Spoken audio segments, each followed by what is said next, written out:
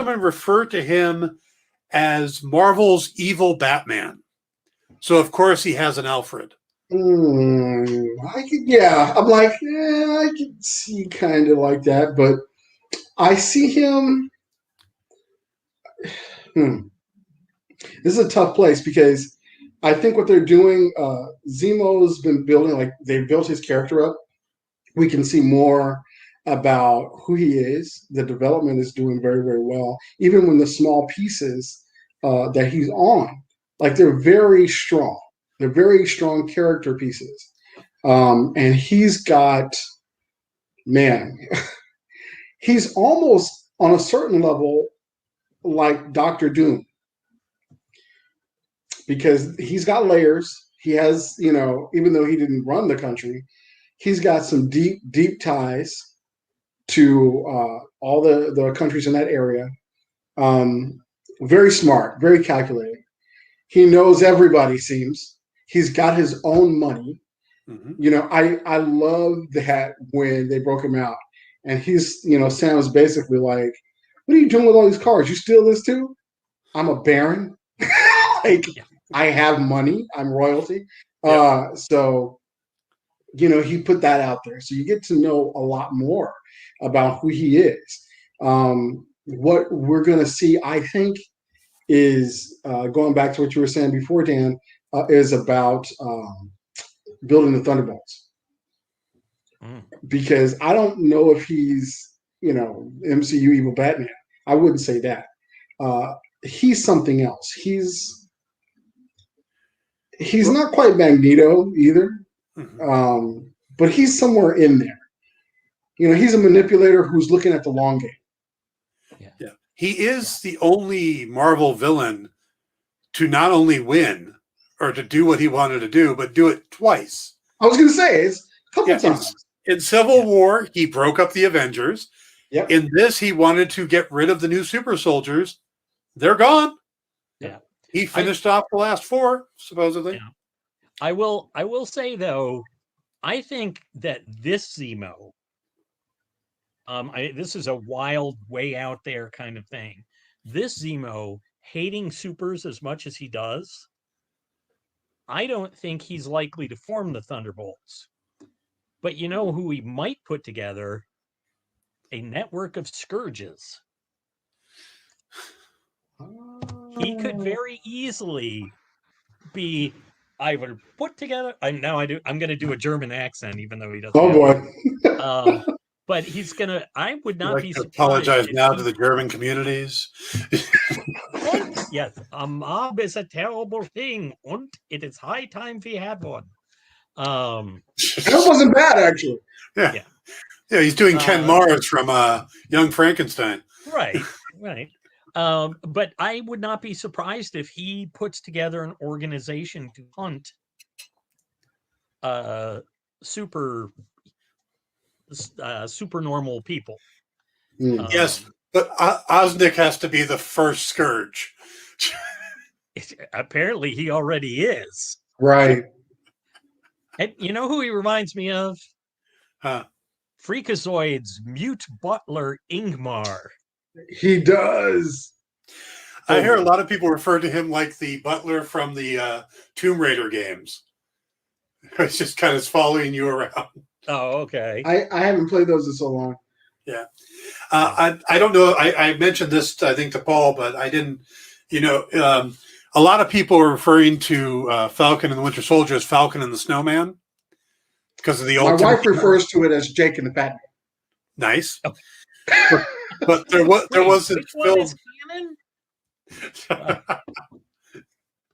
But Falcon and the Snowman was this old Timothy Hutton, Sean Penn movie years ago. Yeah.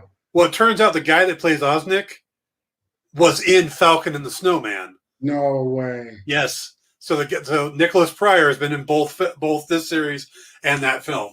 So that's crazy. Yeah. Now I want to watch it again. Jamal agrees. Justice is served. Zemo's butler. Yeah. Nice. You have failed this city. Oh wait. Yeah. Wrong universe. That's right. Damn. I can see him though going. Justice is served. Oh, here, and like getting a napkin. You're like, got a little something. There. Right. Justice Maybe is like served. a little The chocolate. cheese we had left over in the freezer that looked a little old. Yeah. Jamal brings up an interesting point about Secret Invasion. He thinks it will set up more of the MCU than Armor Wars. And yeah, I agree. I think Armor Wars is going to be more of an end cap to Tony's story. Yeah. With and a chance for Cheadle to really shine. Where I think Secret Wars is going to be Marvel's do-over. So when they can look back in the last 10, 12 years where there's little mistakes, they can go, oh, yeah, I guess it doesn't make sense that Obadiah Stane suddenly wanted to kill Stark. He was a Skrull. And just down the line, they could fix anything they want. I'm not saying that's one of them they will. But just think about it. I mean, they were there in the 80s. Yeah. That's what I loved about Captain Marvel, is that so many things happened in the 80s that can easily be pulled out. I believe it was the 80s. I thought it was early 90s, but well, no, it could have been. It could have been the 90s. I thought well, I guess for me at Blockbuster Video, Well, I was just thinking about early 90s, you're right. Monica's age. Yeah. Well, Monica's age makes sense to me too. So a lot of people weren't quite, they didn't get that how much of a difference it was. It's like, well, when we saw her, she was a kid. Yeah, that was, in the 90s. Yeah, we got to remember this is also 5 years ahead of us. Yeah, exactly. So, well, it's slow. I think it's slowing down now. Yeah. Yeah. They're catching up. Yes. The time stream is merging and, stabilizing. But the point is that there's a lot of things they could do to undo certain things that they did. Like, we didn't really want that Quicksilver to be dead. Yeah. Loki could fix that in the timeline. Yeah. We'll just get back Evan Peters. No. No. Look, I love that. That's a good one. I have a whole theory of why I don't like Evan Peters' Quicksilver is because he's too fast. You look at the comics. Furious.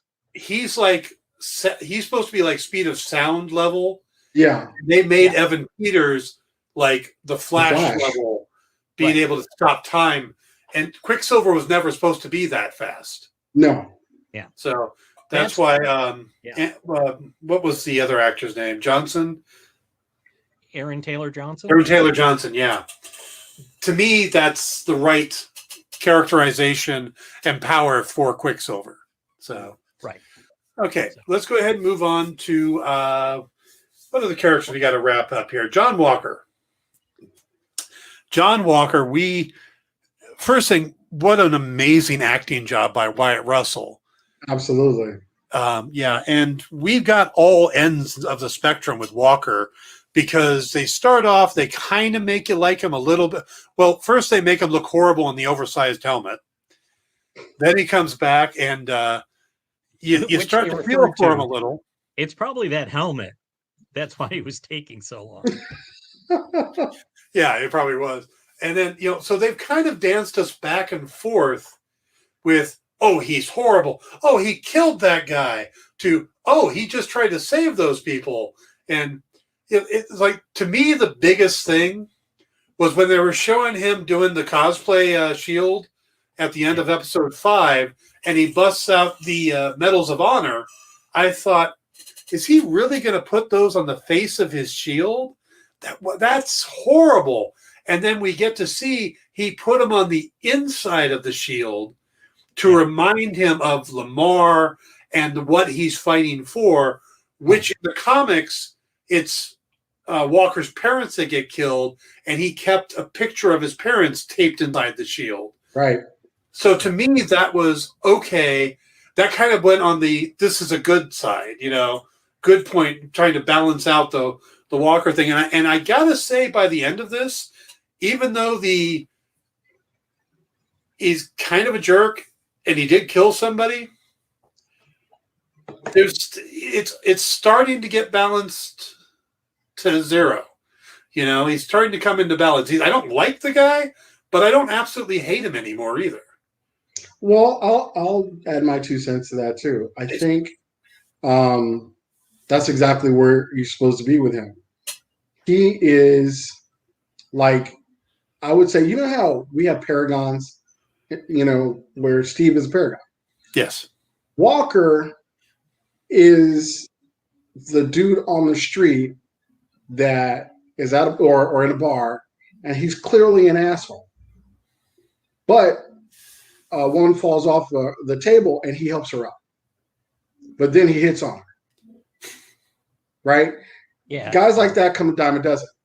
It doesn't mean that they're bad guys. It means that they are privileged, self-righteous, can't control their temper, assholes who, at the end of the day, all they want to do is be liked. Yeah. Because that's what he wants. He wants to be liked and live up to a legacy, because that's why he's fighting. He can't do much on his own. And when he tries, he seems like he's failed because he's living up to something that he isn't. Yeah. The moment he becomes himself, and in the comics, that's what's happening, or that's what happened to him. He realized he couldn't be Steve, but he could be whoever he was. Mm-hmm. And that guy is, a take no shit asshole that thinks he's doing things for the right reason. And a lot of times that works out. He's not a bad guy. He's just a jerk. Yeah. I did love his exchange with Bucky. Lincoln, really? Great man, great quote. Not when you say it. Right. So isn't that something that is like, you're cool. And at the end, they were cool. I see you're trying to do the right thing. I'm a guy who isn't perfect. I killed a bunch of people, even though I was under the control as Winter Soldier. Yeah. I did do it. I did those things. Right. Yeah. I'm trying to atone for it. And he ain't the nicest guy either. He's doing the best he can. But he was changed, so he gets it. He totally gets it. You can be redeemed. And a lot of their hatred towards Walker was the hatred that they gave the shield to someone. Yeah. It's not like Walker walked up to the government going, "Hi, I'd like to be Captain America. Can I have the shield? I'm going to take the He didn't take the shield out of the Smithsonian himself. They gave it to him. So there was some misplaced anger there. But he was trying to be Steve.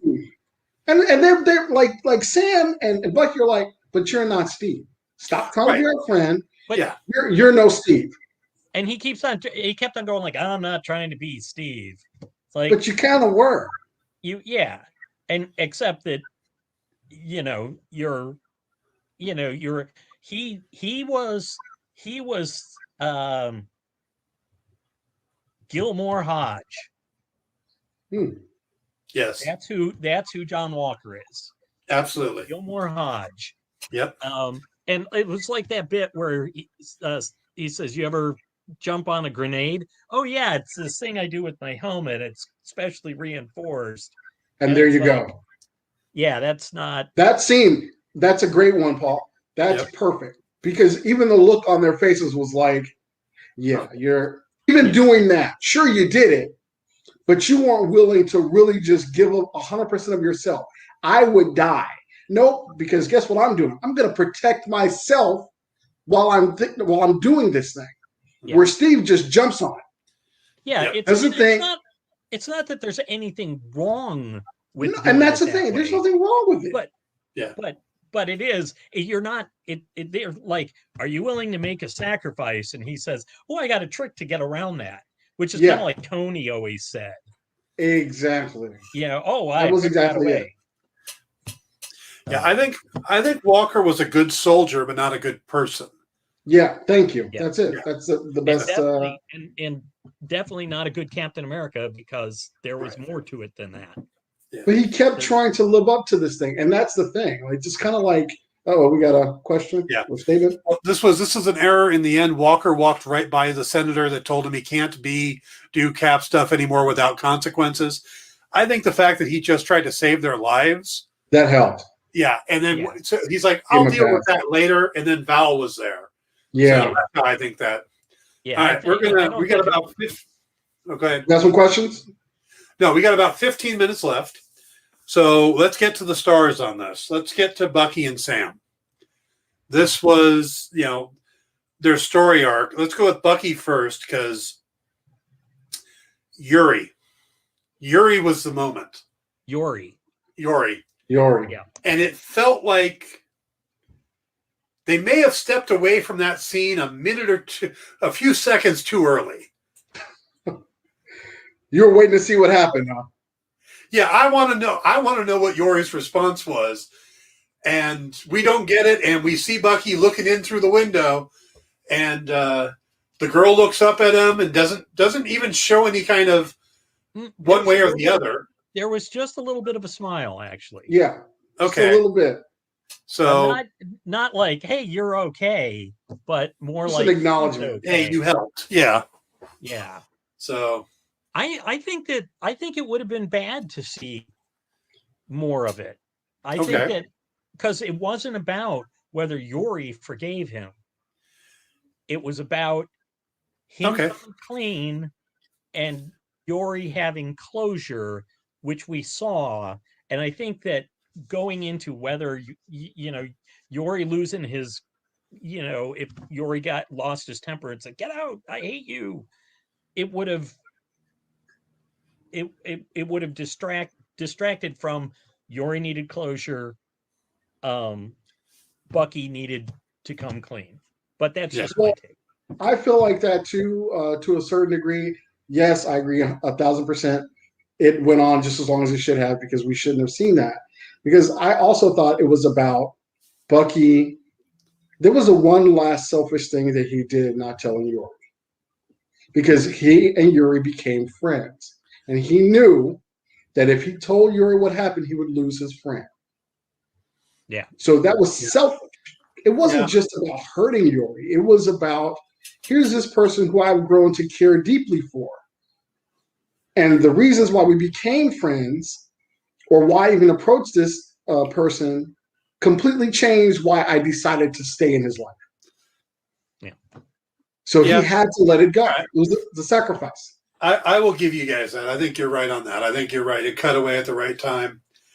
I loved seeing Bucky showing up at the end at the party, the smile on his face, playing with the kids, Sarah gazing up at him. That's happening. That is that's happening. Yeah. I'm going to say this. The man spent 2 years in Wakanda. Yes. Oh, there you go. I think he developed a taste. I don't know.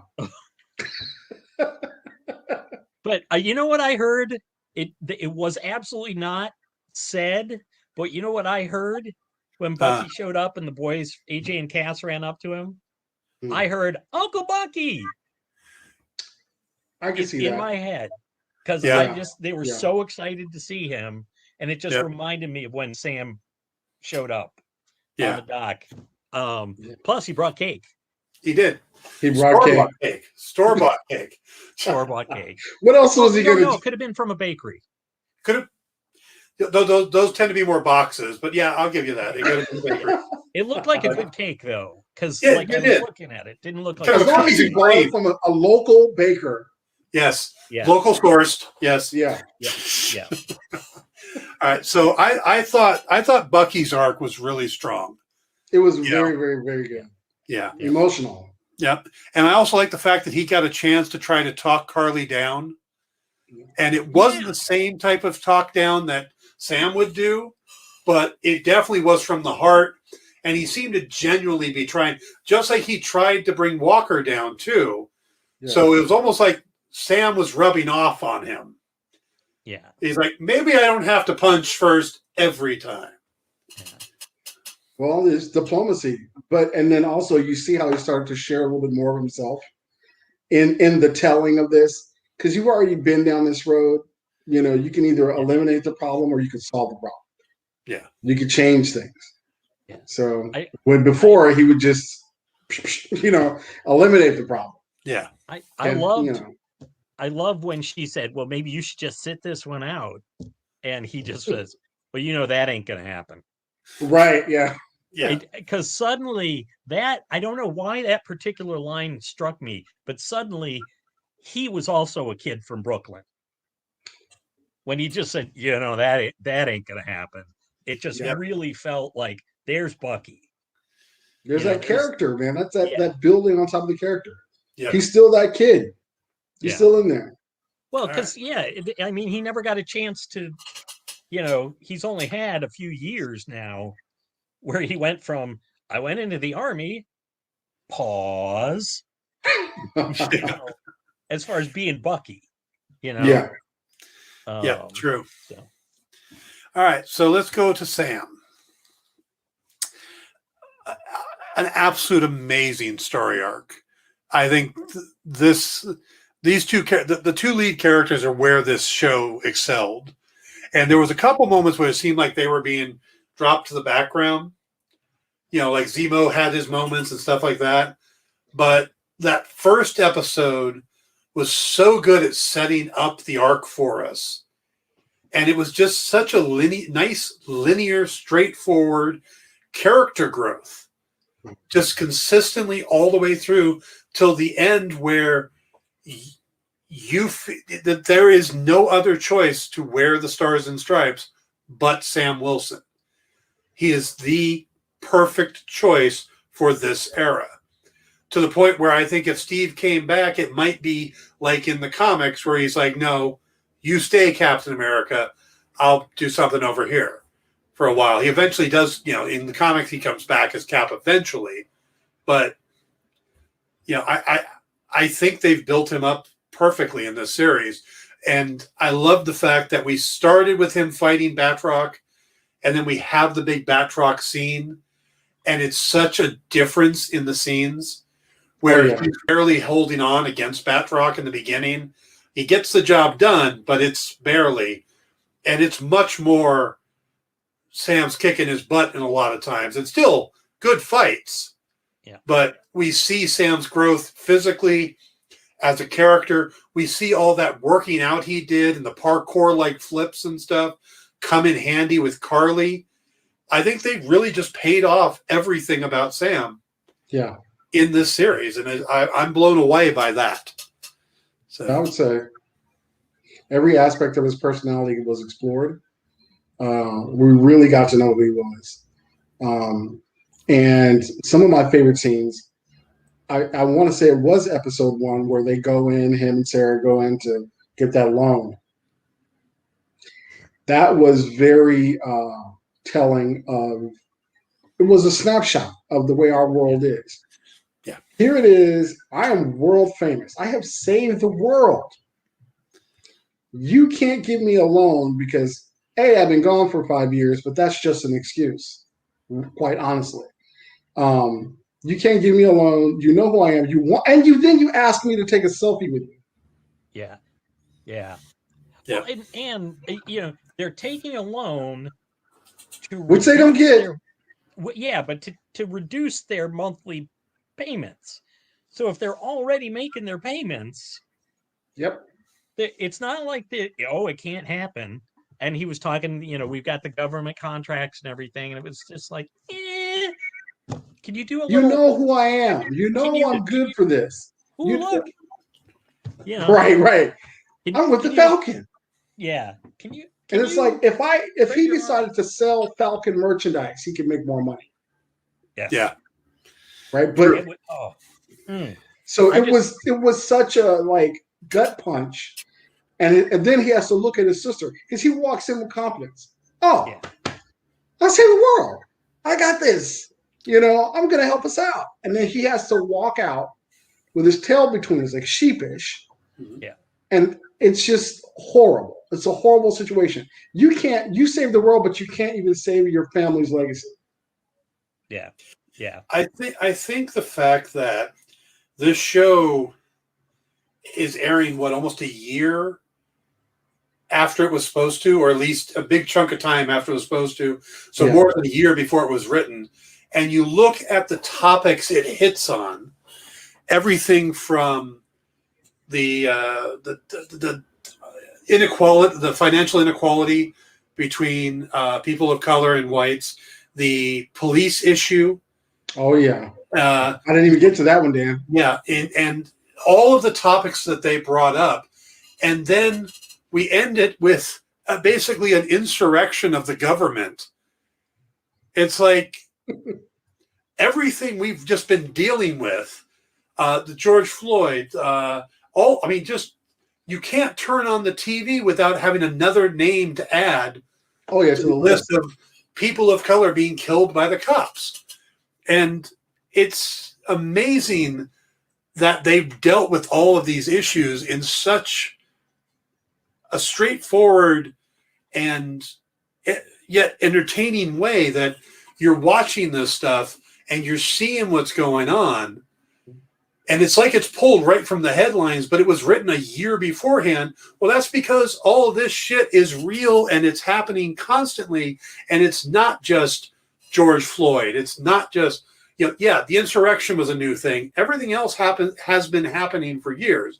It's making the news more and more because it's happening more and more. And they didn't have to spend a bunch of time on it either. Yeah. Yeah. Each one of these incidents lasted less than 5 minutes, for the scene. Even though when, it goes to Baltimore, that scene with the cops didn't last very long either. Yeah. Yeah. But it hit hard. Why? Because it's what is it? The world outside our window. Marvel's been doing it in comics, back in the Stan era, Stan and Jack, and they're doing it with the MCU. I don't know how much they're doing it in the comics. I don't know. I can't read everything. I don't know everything that's going on with the comics, but they're definitely doing it with the MCU and with these shows. Yeah. Because think about WandaVision. So much of it dealt with grief and being able to move on, and how much it really messes with your mind. Yeah. And your heart and impacts that. So how do you move on from that and stuff? So mental illness, all of that. Yeah. They're doing a lot of things that just aren't normal for these kind of shows. Yeah, right. I won't call it a superhero genre or comic book genre because I don't believe it's a genre any more than I think being a cop show is a genre. Right. I look at Police Academy and I look at, Training Day. Those are not the same genre, but they're both cop shows. So I don't look at comic book shows or superhero shows as a genre. But the fact that, one of the main fights in the end of WandaVision was a theological battle, or is a philosophical battle. Yeah. Theses. Or Theseus. Yeah. That's just phenomenal. And I think Theses or something else, Dan. Theseus, sorry. And it's been a long weekend, man. I hear you. And then we get it with Sam and all the politics stuff. But you see online so many people complaining, and it's been this way for a while, about politics in comics. Oh, God. And I'm going to say this, and I might get some hate for it, but there has been politics in comics since there's been comics. I will second that. Captain America punched Hitler on the cover of his first issue before America ever went into the war, before we ever said Hitler was a bad guy. Comic books were on that cutting edge. Back when an African-American man accosted Green Lantern in the streets in the Danny O'Neill thing about you help all these blue people and all these yellow people. Why aren't you helping the black man? Right, that's it. And I love that. That's one of my favorite stories. Yeah. So it's not that comic books are suddenly dealing with politics. It's that the people who are complaining are now seeing comic books dealing with politics that go against what they believe. Bingo. So if you're bitching about politics in comics, it's probably because you don't agree. And for God's sakes, people, what happened to being able to have a debate and a discussion about opposite opinions instead of, trying to get rid of anybody talking anything different than what you believe? I think we lost that. We thought, Paul, we've cut you off a couple times. Come on. Oh, no, I was just going to say that the thing is, though, the people making the complaint, you're absolutely right. They're trying to cut off that aspect, but they think they're not getting. They're John Walker. They think they're not being heard. Yeah, you're right. You're not listening to me, and it's like, you know, sort of that whole thing of if you get, you know, 75% of the airtime, you know, if the nation is geared towards, you know, white Christian males, Yeah. then the fact that if, you know, some comic books go a different way, what is the phrase, when equality looks like persecution, that's privilege. Yeah, there you go. There you And go. that's That's yeah. people are looking at it and going, oh well, you know, I'm used to being able to just get my own way about stuff, and it's like, Well, it's not a threat. It's when you've been on stage the whole time, right? And then somebody, let's say your stage time is 2 hours, and somebody's got a 10-minute monologue, but you're pissed off because you feel like it's cutting into your time. Dude, Yeah. you got 2 hours. But no one's threatening you. My 10 minutes is not threatening your 2 hours. yeah. But I saw this a couple years ago. Arrow, on an episode of Arrow, Mark Guggenheim, I believe, wrote the episode. It was called The Spectre of the Gun. And basically it was dealing with the gun issue. It was the most balanced, fair, written television show I had ever seen on the topic. Because it wasn't just guns are bad, guns are bad, guns are bad. But, you know, it told both sides. And you're talking about a show that half the characters carry guns. Wild Dog carries guns, you know, the stuff like that. And the main character shoots people with arrows. So to do this incredibly balanced episode that really just brought up all the talking points and tried to start the conversation, to me was very unique and very enlightening. But of course, it got a lot of backlash for being anti-gun. And it's like, no, it's balanced. Okay, because I'm a guy, I own some guns. Okay, I am not a big proponent of getting rid of certain guns, because I don't necessarily think that taking away certain guns from people that legally can hold them is a good idea. But I acknowledge there are way too many gun deaths in this world, in this country. Oh, yeah. There's way too many mass shootings, and something has to be done. And we need to get the right people into a room to have a discussion about how do we stop that. And if it does take certain guns have to be removed, then that's what it has to be done. But let's get into a room and have the conversation. With both sides standing on the extremes yelling at each other is never going to get anything done. And I felt that this episode of the show did that. And I think that a lot of the issues that were brought up in Falcon and the Winter Soldier were done in that way as well. They were never brought up to beat you over the head with it. No. There wasn't an agenda. This is what this guy is going through.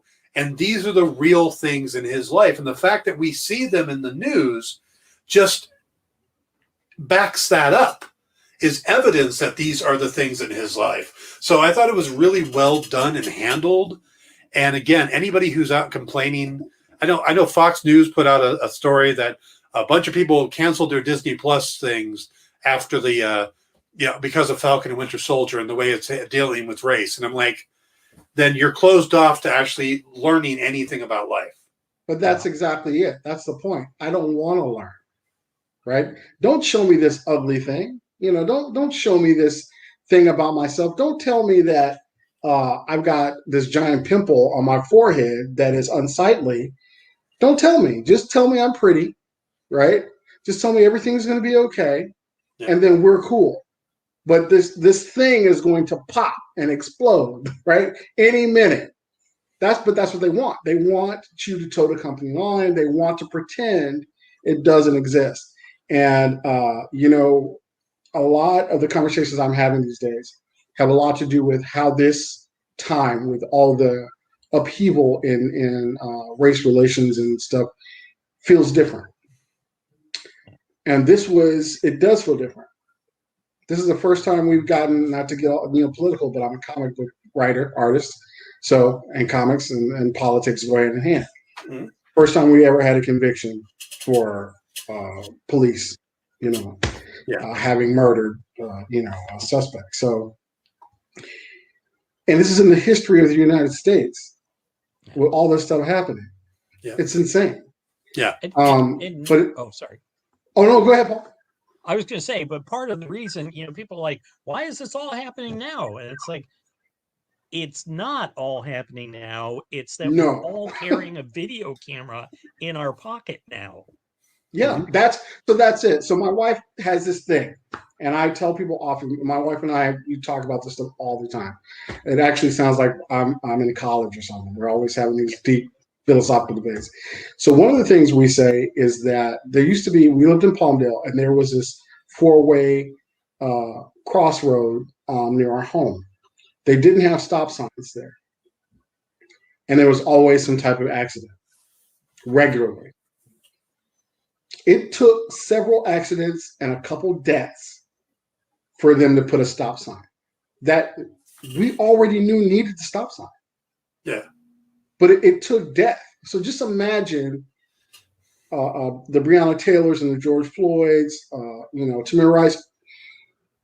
Those are just a few of the thousands, the thousands that may never, ever be named. Yeah. So that verdict was on the backs of their death. So this ain't new. It's just things have been seen. So, it's like the monster. It's like a little kid, right? The little kid keeps telling their parents, there's a monster in my closet. And the parents never see this monster. Just go to bed. You'll be fine. There's no monster. It's going to be fine. They come in, the daughter's screaming, there's a monster, and it's trying to get her, and she's like, just go to bed. Daughter finally screams. Dad comes in. He sees the monster run to the closet. Dad's like, holy shit, she's right. There is a monster in the closet. And the kid's like, I fucking told you. Right? What are you going to do about it? Yeah. So now you have to deal with this monster. That's racism. Yeah. That's what's happening now. The answer is move. Yeah, right. Well, monster in the closet, just move. We can't. Don't leave what's in the closet. I was going to say, wasn't. But I think that's what Fox News wants us to do. True. And let's pretend that we never saw that monster, and we're going to go to the house. Don't ever talk about that monster. That's right. Don't go to school with your friends. We draw eyeballs over the door to the monster. Yeah, and don't make me empathize with anybody who's not just like me. Yeah. Don't make me feel like other people have needs and wants and desires and, rights. Souls. Actually, you know what I mean? Like there is, and it's funny, when you really, really get deep, it's kind of like you look at a lily and you look at a daisy and you look at roses. The first thing you think when I'm naming all these things, what do they have in common? Flowers.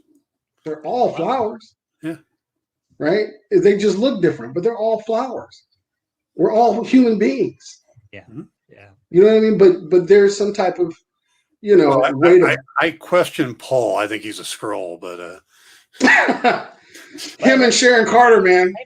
I don't understand. Why would you say that? All right, guys, we're going to have to start getting close to wrapping this up. We're already over time. But let me just get you guys your final thoughts on the series, and then we'll do our goodbyes. But Ray, what's your final thoughts on the series and the knowledge that Captain America 4 is now in the works? Final commentary on the series. It is probably one of the best series based on a comic, not just a Marvel comic, I have ever seen. And is probably, and I'm really kind of putting it in a box because if you take the comic book aspects out of it, it's a great, character story on so many different levels.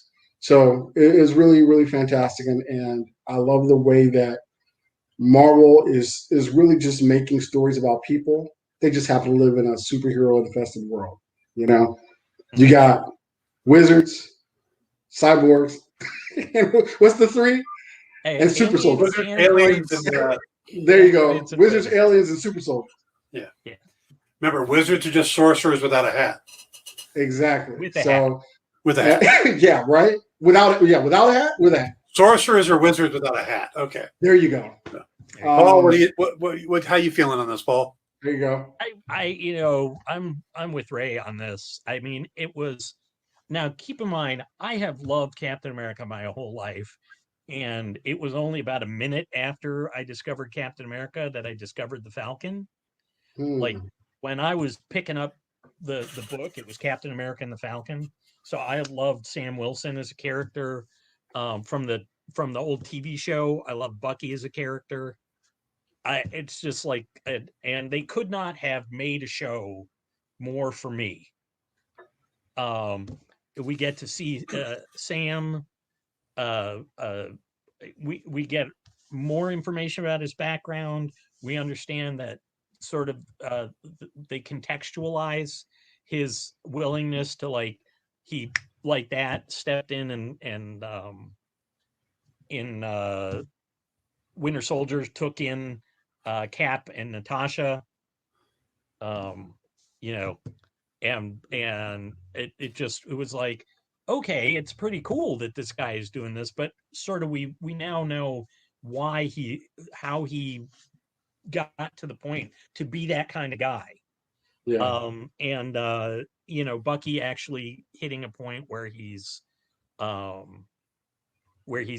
peace was really good, and it felt earned. And I gotta say, I just watched Civil War today because I wanted to compare and contrast Zemo. Zemo was, even though he was not bad as a villain in the original in Civil War, he was so much better in this. It felt more layered. He danced a little.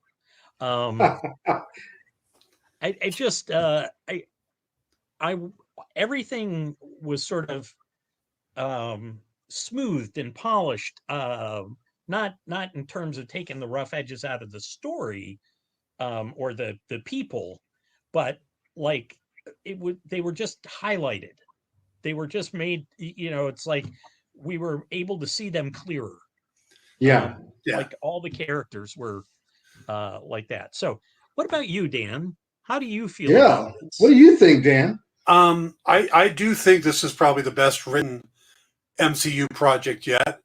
The fact that they had 6 hours basically to tell the same story that they would try to compact into a 2-hour story in the movies helped. I think that's why we got a better Zemo, why we got to spend so much time on Bucky's story and Sam's story and Isaiah's story that wouldn't have gotten the airtime it needed in a film. I am really, really hoping that whatever is up with Sharon gets explained and I can look back at that and push that aside, but because it does bother me, but the rest of it I think is phenomenal.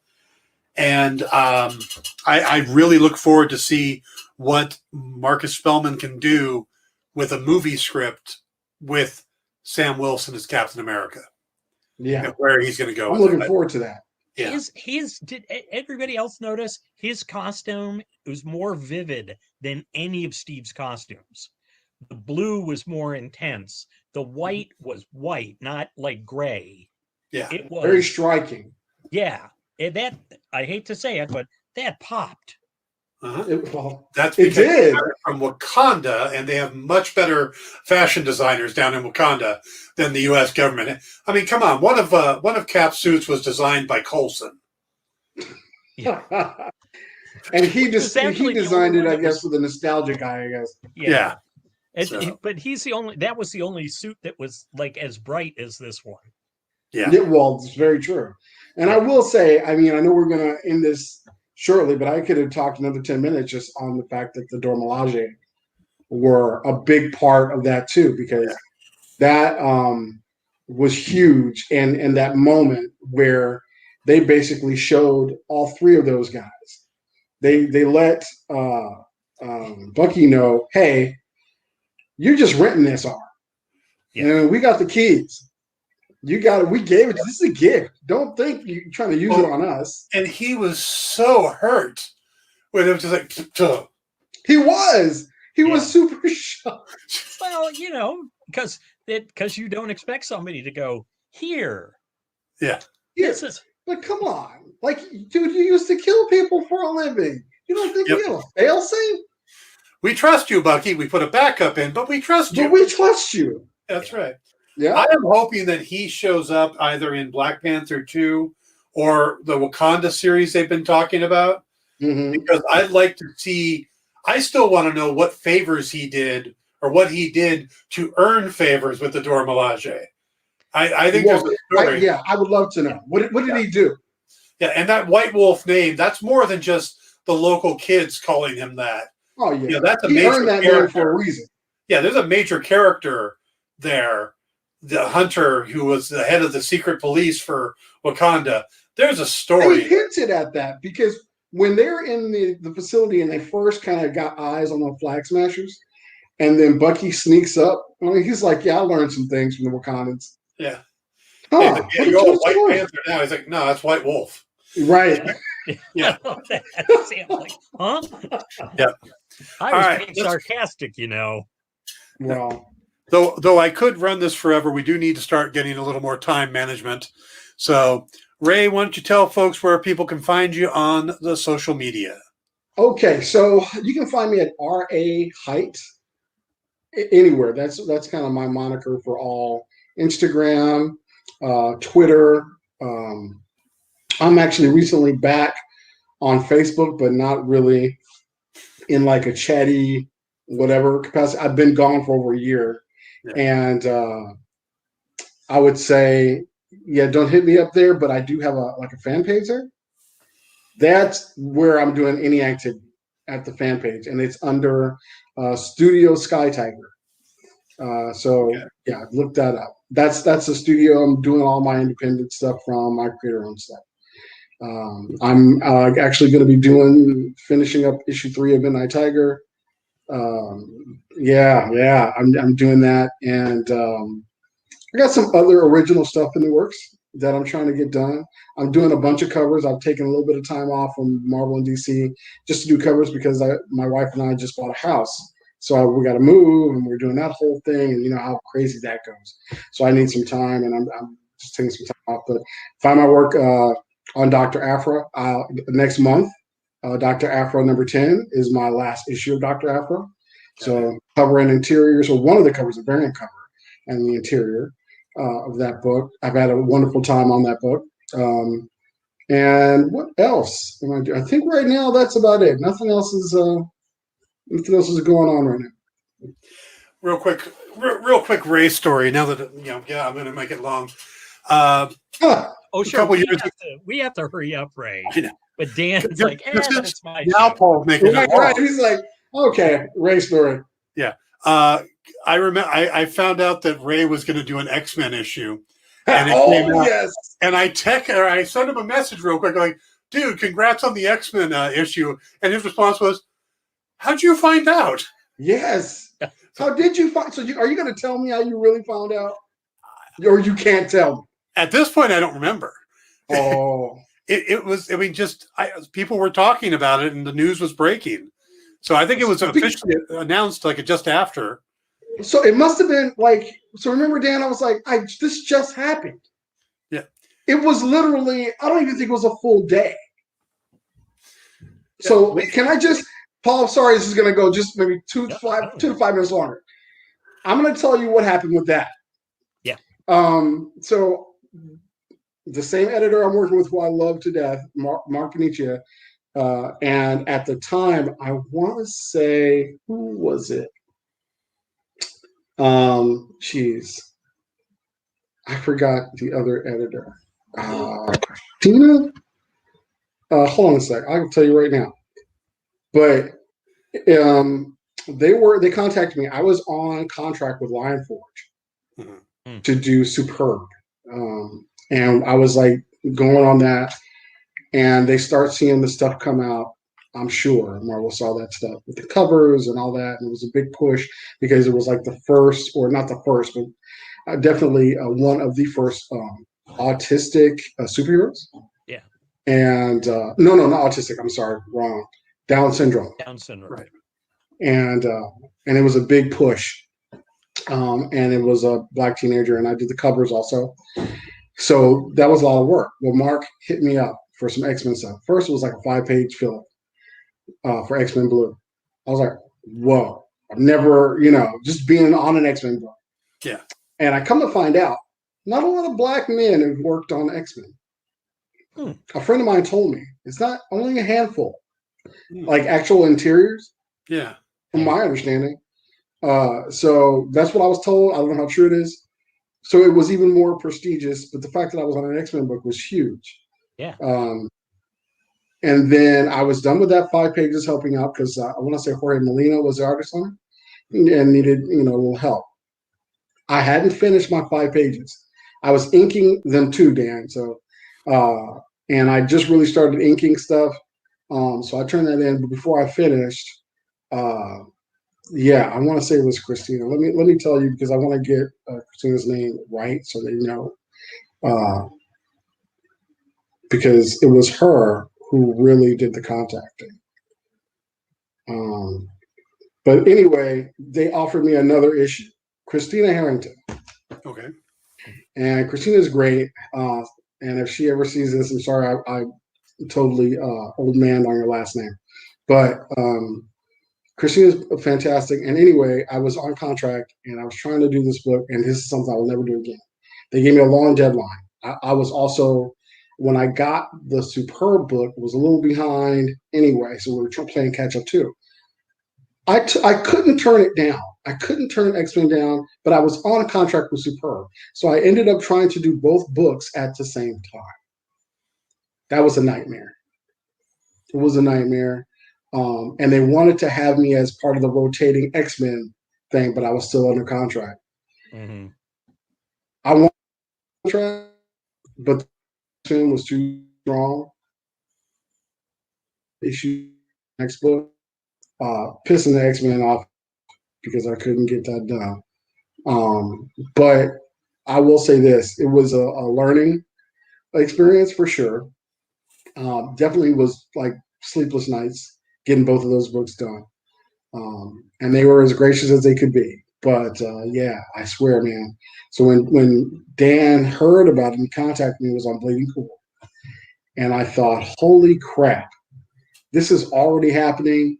I had to definitely tell the Superb, Lion Forge, that team. And it was like everything awesome, but then I had to make a decision. And it was just rough. It was rough. Because I couldn't get out of my contract with Lion Forge, Yeah. I did the best I could. And by the time it was all over, guys, I was so burnt out. I left Superb. I was supposed to go, I think, all the way to issue 9. I think my last issue was 7. And there were some points where I was doing like half the book, for a couple of them. I definitely did like the first few, first issue 1 to like 4, I think. But yeah, it was rough. It was rough, and if I ever get the chance to do X-Men again, I'm a 1-book guy. I'm like Mike Ringo, 6 weeks. I can do a book in 6 weeks if I have nothing else going on in my life, no problem, and do a really good job. If you rush me, it's not going to be great. So, well, I think the moral of that story is that start believing Bleeding Cool sources. They're pretty damn good. You know what? Yeah, clearly, because I was shocked. You got to tell me one day. I know you know, Dan. I honestly have to remember how I got it. But when I remember, I'll let you know. All right, and Paul, where can folks find you? But just never say the name of that website in front of me again. Oh, what happened? Well, that's probably a story for another time. Sure. Yeah, or maybe when the show finishes, I'll. But all right, guys. So, Paul, they can find you at Storyville. Storyville.com and at Storyville on Twitter. And Paul D. Story somewhere. On the Facebooks. Yeah, the Facebook. On the Facebooks. Yes. And where can they find you, Dan? Well, they're probably already there. Like if here? this starts, yeah, like if you're on Twitch or YouTube right now watching this, that's where I am. If you're on Facebook watching, that's where I am. If you're on the experience now, because these are going to start being rebroadcast on the comic book shopping experience, you can find me at Dan Wickline at any of these locations except for YouTube. Then it's Dan Wickline 1. So we're going to wrap this up. Ray, thank you for joining us. It's been a pleasure. And Good to please see you guys. come back anytime you'd like. The door is always open. Oh, all right. I have Yeah, fun. the lock. Dan messed up the lock, so just come on in. Yeah. It's good. Well, he just left it open for me. It is. Yeah, pretty much. So, Paul, thank you for co-hosting this series with me. And you're going to stick around as we figure out what we're doing over the next few weeks until Loki comes up. And then We should probably figure out something before, I don't know, next week. yeah. Yeah. Or we'll just I think have it's going Ray to be the back Paul. and We'll just talk some more. Yeah, I think we're just going to have Paul do a solo thing because next Thursday is my birthday, so I'll be doing stuff on Friday and Sunday or Saturday and Sunday. Well, happy early birthday, sir. Yeah. Thank you. But we'll figure out something for the show next week. He's gonna There won't be a pre-show. Oh, What? think you're said you're gonna getting be your 5. age is getting revealed. Yeah, times that by 10 and add 1. But there will be no pre-show or review this week because there's nothing to do pre-show or review of, unless they are going to release one of those behind-the-scene things like they did with WandaVision the week after, in which case I'll talk about it on Friday. But we will be back for Pop Go the Writers next Sunday with something. Possibly the idea I'm playing with right now is discussing how the Disney Plus series may be changing what they do with the Marvel series, movies, and what they can do and the differences. But we'll play with that idea. Thank you all for joining us tonight. Thank you, Tyler, Jamal, and Andrew for jumping in on the comments. And everybody else should feel free to jump in the conversation too. We try to bring everybody in. Thank you. Yes, we will definitely be covering MODOK when it comes out at the end of May. Oh, yes. That looks too hilarious to pass up. Yeah. So, yeah, may have to do a stoned coverage of that one because I may have to be to watch it. But all right, guys, thank you all. Have a great evening, and we will see you soon. Good night, folks.